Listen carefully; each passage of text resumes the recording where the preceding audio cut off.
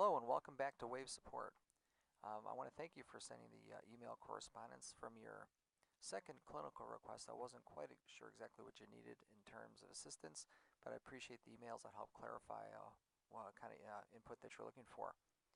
With that said, let's take a look here at your, if I remember right, these lenses were decentering more inferiorly. You're going to have some trouble getting them lined up as a multifocal.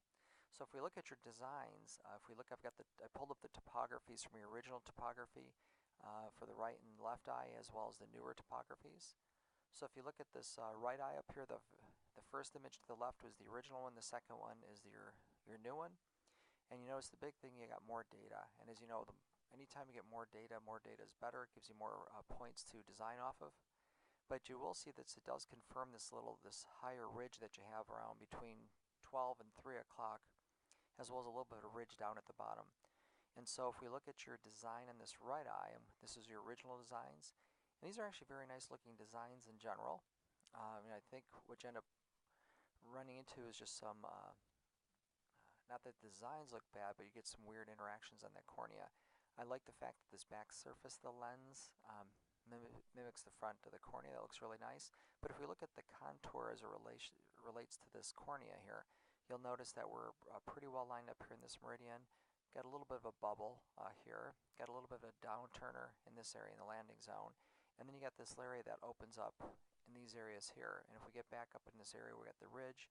And of course, we got a little bit more of a closer relationship here. So with this design, if I had to guess how this might look, I would think it would have a tendency to fit a little snugger here, maybe pushing off that ridge that you have from 12 to 2, and maybe encouraging this lens to drop down and maybe even temporally a little bit.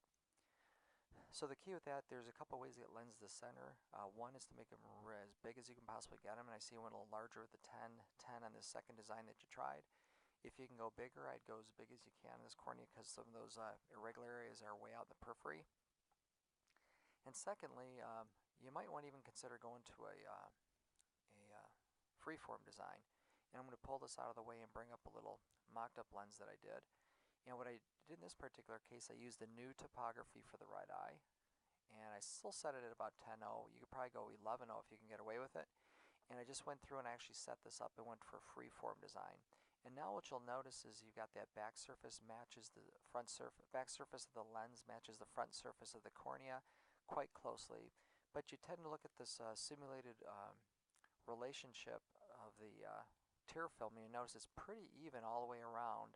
So you get a pretty nicely even landing zone between the blue and the pink all the way around the clock dial when you look at it. And so with this, this would suggest that the lens has a better chance of touching all the different areas in the periphery at a more or less an equal amount to try to help keep that center lens centered. And if you can do this as big of a lens as you can tolerate, all the better. So I think that'll help this lens center more consistently.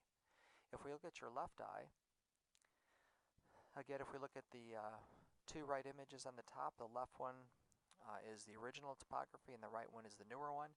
And once again, you did a great job of capturing a lot more data. And it does confirm you have a couple little ridges there from 9 to 11, and then probably in the 5 to 7 area. But if you notice, got rid of all those little high spots in the central part. So it tells us that you've probably just got a lot nicer data to work with in this left eye. So just doing any basic design in this left eye will probably center a little bit better because you're not getting erroneous data from that first topography. But once again, if we look at your original design, the design itself actually looks really good, but if you're getting some decentering, it suggests that the relationship is probably not as nice as we'd like it. And so once again, I would try to get that lens to lay down as evenly in every meridian around that clock dial as you can. And once again, if you notice at 8 o'clock in that principal meridian, you've got some more of lift there. Inferior got some more lift, and when you get up near in these areas here, you get a little bit tighter or closer relationship to the cornea. So it suggests that this lens would, based on this first topography, that it would probably drop down a little bit more. So once again, if you are struggling that much to keep them centered, I'd go as big as you can get it. And I just took that same design off the new topography here.